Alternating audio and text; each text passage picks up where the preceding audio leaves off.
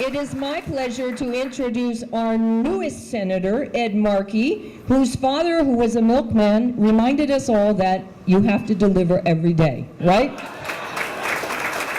Thank you, Martha. Our great Attorney General. So thank you all so much for being here. You know, you need 4 things to have a winning campaign.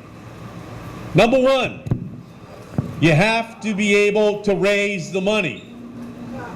And Dan raised the money. And 2, you need the issues.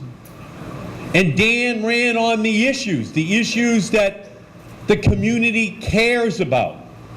And he stood up and he gave voice to it, and he was able to emerge out of a contested primary because he stood up on the issues. Number 3, you need an organization. And when you put together an organization, the first thing you do as a candidate is you ask your mother and father to help you to create the organization.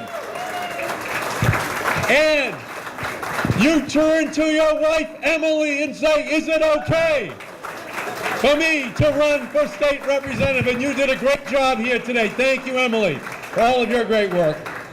And number 4, you need the candidate. You need a candidate who has the ability to inspire people, the ability to convince people that public service is important. And if you look up the 2 words public service in the dictionary, Dan's picture is next to it.